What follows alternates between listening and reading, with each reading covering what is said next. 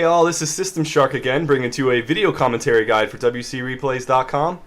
Hope you guys enjoy it. This is my actual main project I've been working on for the past maybe 2 months on and off. I actually just completed moving to another state, so that's probably why you haven't heard from me in a little while. Hope you guys will enjoy this. I'm trying to really break down how surrounding works in games, and you know, if you're already good at your basic build orders and you're good at regular strategies that you're competent with, maybe it's time to learn a new skill. Every race can do this, and it's pretty simple once you get the hang of it. But I'm going to go break down a few clips that I copied from a bunch of replays, which I've also included in this file.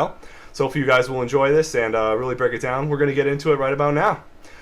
Alright, this is a really good clip right here. This one shows Lich getting surrounded really quickly off the beginning. This is early Undead versus Undead on Twisted Meadows. Lich got surrounded by some trees and some rushing ghouls, and then the ghouls went right to the gold mine to surround it and kill it, so it couldn't get repaired by any acolytes or even get unsummoned. So the next one we got here is a really good one, I think. It's a human versus human on Twisted Meadows. This one shows an Archmage getting storm bolted right there, and you notice he actually waited till the knights were way up front before he actually did that, so we could kind of get a little bit of a closure on that Archmage there. He then immediately moves to this Fire Lord, who's in a very sticky situation, very stuck position behind these trees. So he's easily able to get surrounded by some knights. And although the Paladin is healing him, he's going to go down pretty quick to bolt and focus fire by these knights. Fire Lord, even at level 4, level 3, level 4, whatever he is right now, still a pretty weak hero as far as durability is concerned. Definitely needs that Paladin to be continually healing him. This is another one. We got a human versus human on Twisted Meadows again. This is a very chaotic scene where one human player is attempting to hurt the other player by rushing him and trying to attack his resources, trying to get all his footmen and stuff in there. This is a very common tactic. Fortunately, the human player that's getting harassed is doing a very good job defending it, and the player doing the harass got surrounded here by these trees and some footmen and militia that were quickly summoned. So this rush actually was very not very good for the player who did it. It ended up costing him a town portal and almost killing his Archmage. He's going to have to heal that up before doing any substantial amount of pushing or another creeping tactic here. So it didn't really hurt the player's resources that bad. Another good use of surround. Here we got another human versus human. This is on Twisted Meadows still. It's actually the same game here. This is a bolt surround right as the Fire Lord was actually created. I think he's level 1 or level 2 right now. Mountain King versus Fire Lord in this. The Mountain King definitely has the advantage early on. Mountain King's able to get in there and quickly get some control, and this player's actually really good at surrounding, so he brought his footman in there right after a storm bolt, and this Mountain King was way out front to surround this Fire Lord. This Fire Lord's going to go down really quickly. As you see, he just died right now. Very good use of Stormbolt there. This is a really good one here. This shows that you don't actually need to have any type of control, just some clever movement speed uses here. This is going to be one human trying to surround another human's water elemental. Notice he uses the speed of his Archmage and his Mountain King to try to get out in front of this water elemental, and then really quickly he's going to get here and close the gap, and boom, he's going to have the surround here right on this water elemental. Now, water elemental is kind of a risky thing to go for surround unless you know when it's been summoned, because chances are, I've seen this happen a lot, where the water elemental gets quickly unsummoned, and its timer actually expires and denies you the experience. But in this case, player got lucky and the water elemental went down pretty quick. This is a really good one here. This is Orc vs. Human on Lost Temple here. Obviously a very Orc-friendly map lately, other than the human's opportunity to fast expand. This one showed the Orc using Ensnare and the focus fire from his Blade Master and army to try to get around and surround this Archmage, forcing this town portal. You notice through the game time that this is the last time this human player was going to get surrounded and focus fire and die, and he actually gives up the game after this. So it can be a very checkmate style of winning games by getting a surround or even forcing a town portal. You don't necessarily have to kill the opponent's hero.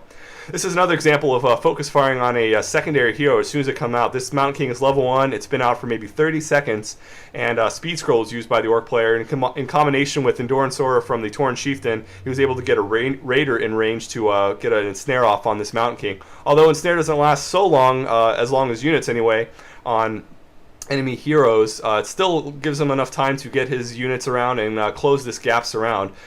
He used a Stormbolt on a Raider that actually didn't do the Ensnare, so he didn't have to worry about getting ensnared again, and he brought his Archmage back to try to focus fire, but realizing that the situation was falling, he's going to lose his Mountain King anyway, he brings his Mountain King back, and Mountain King actually dies there. Here's a good example of, again, not having to have any type of disable and just realizing what positioning you have over your opponent's units. This is another water elemental surrounding. You notice he quickly uses the move command and just kind of clicks over and then right clicks again on the enemy water elemental, and then he brings a grunt around to close this gap off, perfectly knocking off every bit of collision size this water elemental has to escape. So this water elemental, again, a risky target, but a successful target in this case, and the water elemental is going to go down, yielding experience for the orc player.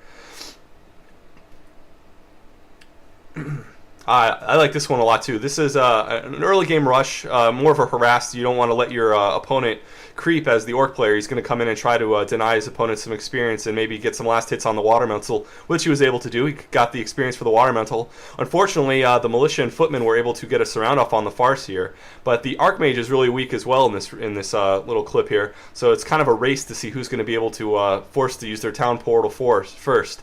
And in this situation, the Archmage is forced to use it first, and it's really close, but the Farseer is confident that he's going to survive and just sits there and takes all the hits. He's not worried about having to use his town portal. He knows the enemy town portal is going to go off before his, and he's actually won that little interaction here. Here's another example of Orc versus Human. This is on Twisted Meadows here. The Archmage is going to come in here while the Orc is teching out to Tier 2 to try to kill some burrows and some enemy worker units. He's bringing his footmen in on the right there, but unfortunately gets himself stuck in between some burrows and the barracks here. And the Farseer and some grunts and some summons actually from the Spirit Wolves are going to be able to close off this Archmage. So he's going to actually lose his Archmage since he had to use his town portal earlier. This is that same game. To avoid being killed. He's going to be killed quickly here and go down. Archmages are really, really good targets early on, especially if they don't have any means of healing themselves through invulnerability pots or healing pots or anything like that. There's another water elemental surround. This is that same game here. This orc player really, really good at enclosing his opponent. Water elemental was freshly summoned. You notice the timer on the little main screen there was able to quickly get a surround off on that water elemental and get the experience for it. Then uses his Shockwave and Chain Lightning to really weaken these opponents' footmen here. So this clip's about over here when it comes down to surrounding. We'll go on to the next one. Undead. Undead is a very, very good race for surrounding. This clip shows how it's going to be important to bring extra units around with you. If you're kind of new to surrounding, just bring a lot of units with you, more than you need, and you'll be able to surround. That was a surround on a footman right there, and the Archmage was trying to get the last hit on to deny it. I don't think he was able to